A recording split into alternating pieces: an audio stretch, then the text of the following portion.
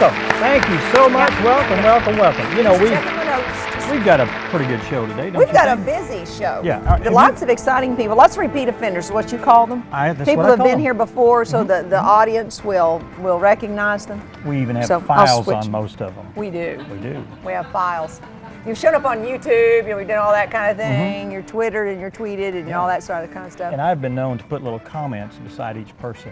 Troublesome guest. Yeah, that troublesome. Sort of thing. Long-winded. That's right. We have like, color-coded, high risk guest. Like Jack Windsor, he's long-winded. Color-coded with an asterisk beside it. Yeah. When we know Jack's coming on. And exactly. I've even gone out of the boundaries with asterisks. Oh, on really? Some of these people. And actually got them all the way over in your desk? Yeah. I just give up. Yeah. And that's something, it sparked something, an old memory of mine from when I was in college a million years ago, that my students will never, ever experience, though most of our audience, some of them have not, but now some of you over there have. Remember when you used to have to type?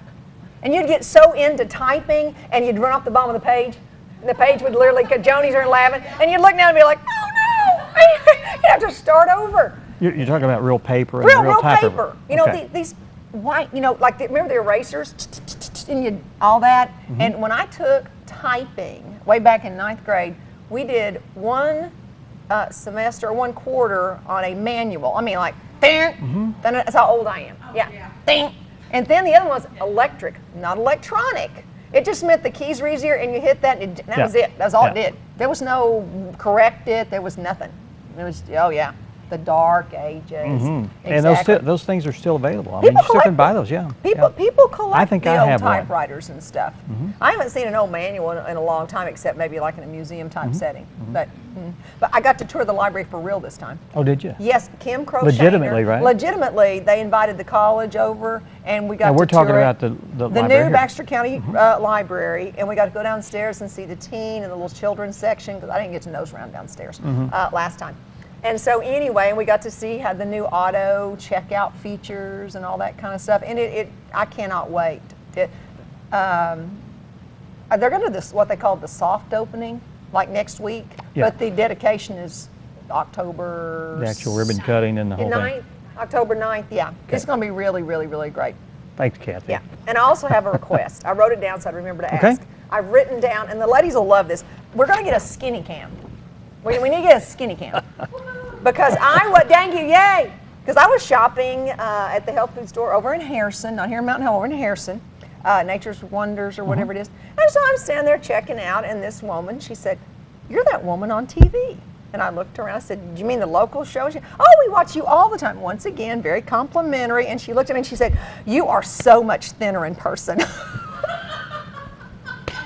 And I said, "Oh, really?" I said, "Well, they say the camera puts 10 pounds on you." She said, "Well, honey, you look okay, but you just look so much better in person." Well, I can probably. So I want the skinny cam.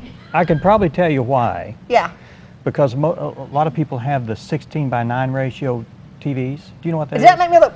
No, it's it's the monitor here. Like I see myself in it's the square. Monitor, the monitor's square, but that's a 3:4 ratio. Don't get too technical. Well, I know. I'm trying. It's 3:4. If it was 3 foot by 4 foot, that's the ratio it would be. But the new televisions are 16:9. So they spread us out. They spread, and then we shoot in 3:4. So some TVs will.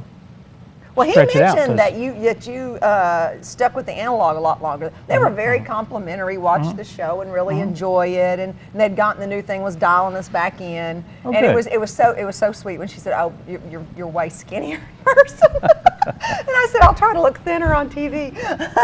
Well, you could put on weight if you wanted to. You could put on some weight for those people out there that would tell you that you looked about the way you do on TV. Just need to add a few more pounds. But if I put on weight, then I'd look even bigger on TV. Do you know that's the right. logic here?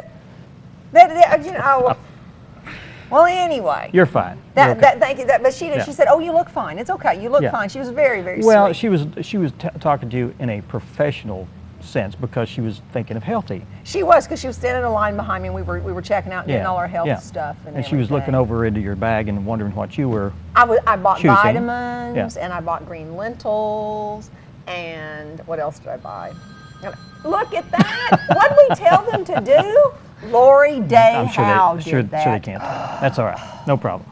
I'm shook up now. Shook up and can't concentrate now. That's all right. Well, I'll tell you what, we've got a big, well, actually we don't have we have one person that didn't, that I think rescheduled. So instead of having 5 different segments, we'll have 4. But, which is they're fine. fun. These are all fun people, all great bunch of people. And you want me to go down the list? Yeah, go right ahead and start. Lori Day Howe and Kathy Weaver are here to talk about the hospice. The phone bandit. Yeah, the phone. We can. I want to look at her phone when she gets on. We'll find out who called. Interview here. Yeah. They're from Hospice of the Ozarks, and also after them will be Joanne Young and Adrianne. Joni. I'm sorry, Joni. It says Joan there, and I thought it was Joanne, so my mind's always going. Joan Young and Adrianne Dunn are here for the 30th annual Kiawannas Club of Mountain Home Variety Show. 30th annual. Joni's been doing it a long time, hasn't you, Joan? No. And then, let's see, we'll have Jack Windsor from the First Baptist Church along with Max Pyron. Exactly. We're not sure what they're doing. It just says First Baptist Church. Well, I think they're going to bring in some musical guests and an event that's coming up. Oh, the good. If Jack's here, it's all about comedy and music. And comedy and music, yes. Okay. And then later on the show, we'll have Travis Powell and Carol Balog. From one's from Chilli's, I guess, or one's from Chilli's. Fundraisers. Both of them are from Chilli's. Okay. Very good. Very good cause. Very good cause. I'm all for St. Jude's. Yeah. Anything else you want to talk about? Well, I shouldn't ask that question. No, don't ask us we'll be here We'll be here all day. We'll start running over into, we'll be in segments. We're kind of like Roots. We'll have these features. I'll tell you what I did this weekend. What? I went to an auction. Did you buy anything? Oh, yeah, I bought something I didn't really want to buy. How did you? Oh, because you sneezed and they thought you No, I went there. They had some audio equipment. And usually when they have audio equipment, it doesn't work. It works.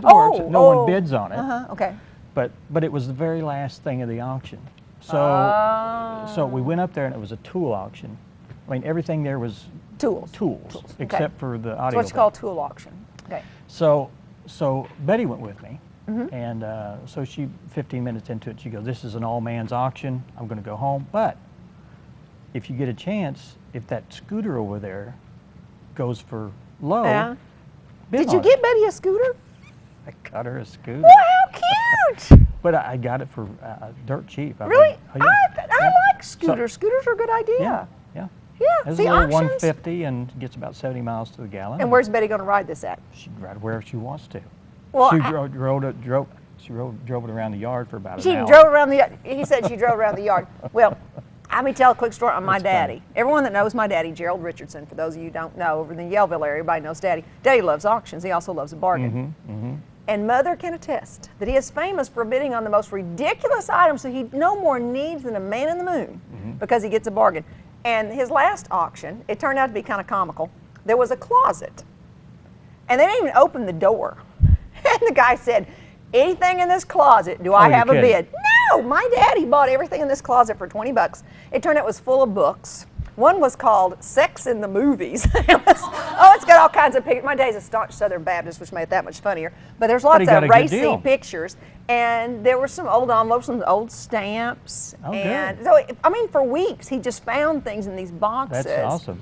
And once upon a time, he bought a motorcycle helmet size extra large for my sister and I to wear when we were like little bitty girls. Because Mama wouldn't let us ride the motorcycle with Dad. And so, but he got a good deal. You know, Dad, well, I got a bargain on that. And he's brought home some of the craziest things from auctions. But you'll have to ask, those of you who know Daddy, ask about his closet. Ask about the closet he bought sight unseen.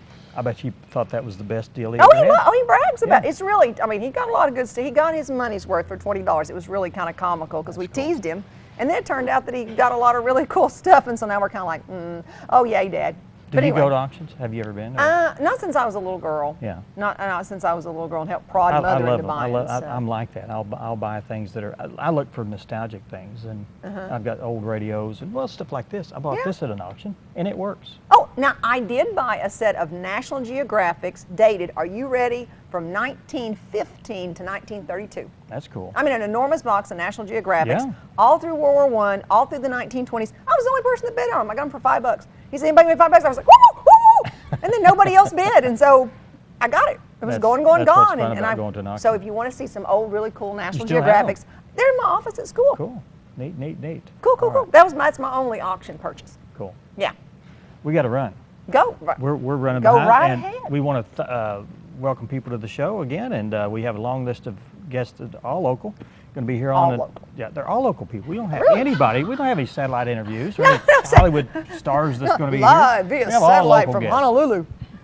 I can arrange that probably. I'll go if you want. If you want to live via satellite. You want to go to Hawaii and we can do a satellite. Don't you remember interview. Elvis live? That was the first show broadcast live around the world by satellite. We'll talk about it after the show. Okay. We're going to take our first break, and Lori Day and Kathy Weaver are going to be here. Kathy Weaver, Lori Day Howe, and Kathy Weaver. Got it all mixed up here. From Lori Hospice Weaver and of the Kathy Ozarks. Day Howe will be here. Stay with us. You got me all flustered.